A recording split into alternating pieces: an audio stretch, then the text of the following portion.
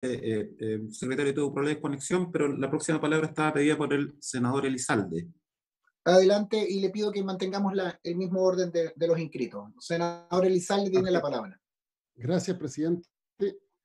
Por su intermedio quisiera manifestar en primer lugar al ministro de Hacienda que él ha hecho en su exposición especial referencia al carácter regresivo de esta iniciativa. Lo primero que quiero insistir es la diferencia que hemos tenido con el gobierno, que dice relación con la dimensión de la crisis. Las políticas tradicionales focalizadas en los vulnerables hoy día no tienen sentido sobre la base de lo que está ocurriendo con el país. Hay familias que sin ser pobres, sin ser vulnerables, y estando incluso lejos, de acuerdo a los parámetros tradicionales de ingreso, de ser considerados siquiera clases medias vulnerables, llevan a veces meses sin ingresos. El dueño de un restaurante que tiene un ingreso de 2, 3, 4 millones de pesos y que lleva cerrado 3 meses y no tiene ningún ingreso. Entonces, por tanto, se requiere tomar conciencia de que lo que estamos viviendo hoy día es la crisis más importante que hemos tenido probablemente en nuestra historia y al menos en los últimos 100 años. Y que si no se actúa con celeridad para proteger a las personas, las consecuencias sociales van a ser dramáticas. Y esa ha sido la principal diferencia que hemos tenido con el gobierno. Hay que ayudar a la mayor cantidad de personas posible, todos aquellos que no tienen ahorros y no tienen ingresos. Por cierto, haciendo un esfuerzo mayor en los más vulnerables y, por cierto, revisando las iniciativas que se han implementado, partiendo por el anuncio respecto de la clase media que ha planteado el gobierno, que pudiera dejar un marco de protección menor, las iniciativas que ya se están implementando respecto al ingreso familiar de emergencia para los más vulnerables, y eso hay que revisarlo. Y el ministro entonces fundamenta su posición en los efectos tributarios que podría tener esta iniciativa. Yo le quiero decir que los efectos tributarios se resuelven de una manera muy simple: que el gobierno saca parte en este proyecto y que plantee cómo se regulan estas materias. En particular, lo dijo el senador Araya, basta con prohibir que quienes retiren fondos de la AFP puedan realizar un aporte a su AFP durante este año. Así de simple. Iniciativa exclusiva por lo demás del presidente de la República. Podría incluso incorporarse dentro de una indicación, dentro de esta reforma constitucional. El óptimo sería que se hiciera a través de una ley que contara con el patrocinio del presidente de la República. Lo que quiero señalar con esto es que todos los efectos tributarios pueden discutirse, pero ahí se requiere que el gobierno tenga un rol más activo. Y que no repita lo que ya ocurrió con los servicios básicos, que el gobierno estuvo ausente y ya pasó casi un mes para que vetara el proyecto, y bueno, simplemente ese proyecto todavía no se puede implementar con las consecuencias sociales que eso implica. Ahora, es evidente que una reforma constitucional no puede ser inconstitucional, o sea, atenta contra la lógica elemental señalar que una reforma constitucional pueda ser inconstitucional. Lo que sí se ha debatido, y es objeto de debate, es el quórum necesario para la aprobación de esta iniciativa. Pero al ser una reforma que establece una norma transitoria, ya ha habido precedentes en la tramitación de reformas constitucionales previas que señalan que el quórum para su aprobación es de 3/5 y no de 2/3.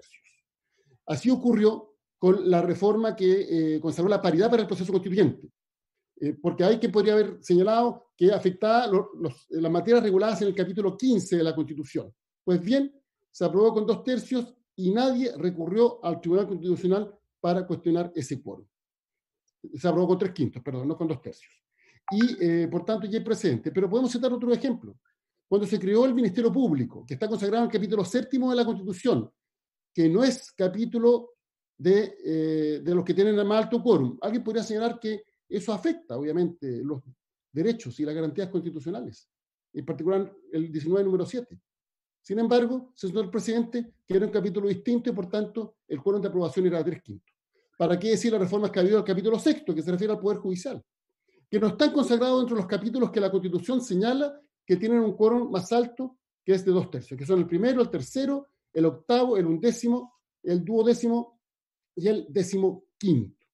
Por tanto, ya son muchos los precedentes que había en esta materia, en que este mismo Congreso Nacional ha señalado que, tratándose de materias que no están contenidas en estos capítulos, más aún cuando la norma dice literalmente los capítulos, no dice las materias contenidas en los capítulos, dice los capítulos, los que mencioné, tienen un quórum más alto, pues bien, ya ha habido precedentes en esta materia y se ha establecido que el quórum para este tipo de reforma es de 3/5 y no de 2/3. La ministra Saldívar hacía mención a propósito de lo que dijo un alcalde. Mire, todo el mundo tiene interpretaciones distintas, estamos en democracia y puede hacerlas porque existe libertad de expresión respecto de lo que se está votando, lo que está en juego. Pero lo concreto es que el proyecto es lo que establece el retiro del 10%, punto. Pero si empezamos a citar declaración de alcalde, yo podría citar la declaración de una concejala de Las Condes que a través de Twitter llamó a un nuevo estallido militar, militante del partido del senador Pérez. Jamás se me ocurriría atribuirle esas declaraciones al senador Pérez ni a ninguno de los senadores que forman parte de su bancada. Entonces, si vamos a extremar los argumentos, utilizar una frase señalada por alguien en el contexto de la libertad de expresión y pretender atribuirle esa interpretación al conjunto de los parlamentarios que formamos parte de este debate, a los de oposición que votaron en la Cámara de Diputados y a los del oficialismo que también votaron en la Cámara de Diputados, me parece que es extremar los argumentos.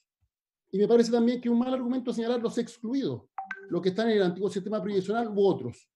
Porque es lógico, si forman parte de un sistema distinto.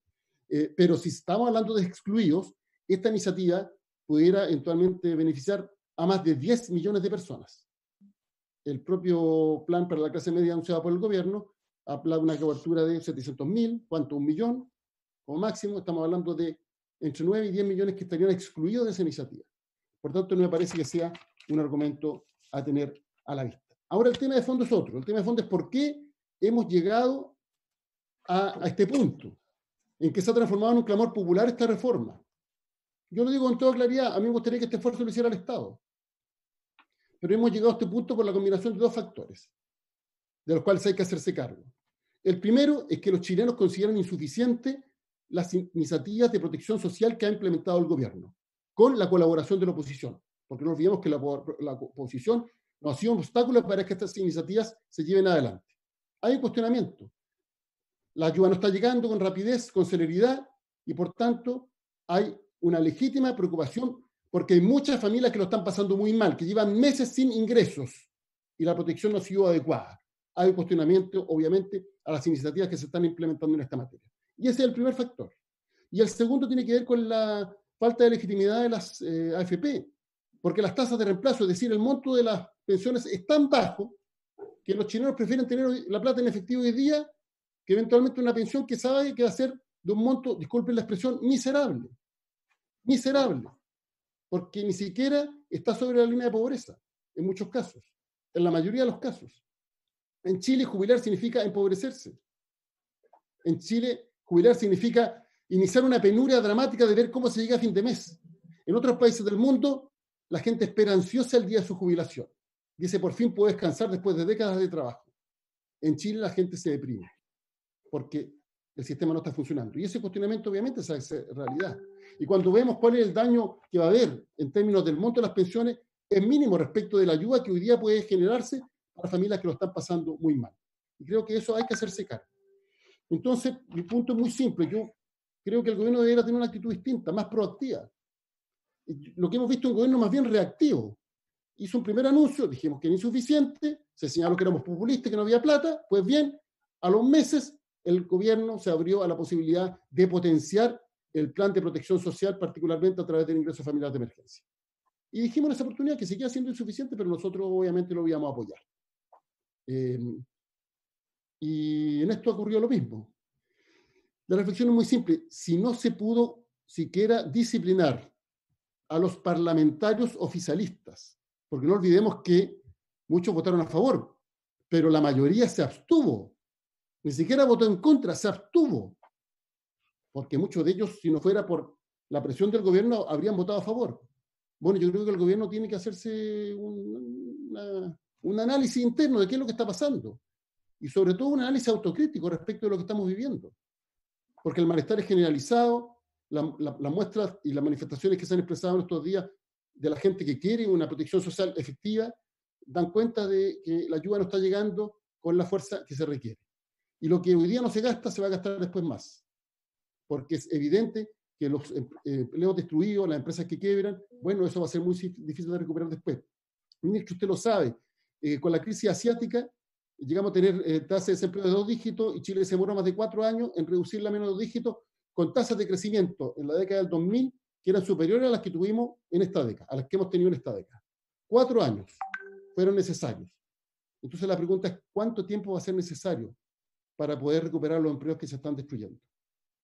No basta con la voluntad de reactivar. Se requiere, obviamente, las iniciativas de reactivación posteriores que se han conversado con el gobierno, pero se requiere, sobre todo, una iniciativa de prevención hoy día, que permita que la gente cuente con los ingresos necesarios para poder sobrevivir ante esta pandemia que nos ha afectado a todos y que, sin duda, está golpeando de forma muy categórica a las familias de clase media y las familias vulnerables. Por eso me gustaría ver de parte del gobierno una actitud de diálogo y una actitud distinta para poder complementar lo que sea necesario en la tramitación de esta iniciativa. Gracias.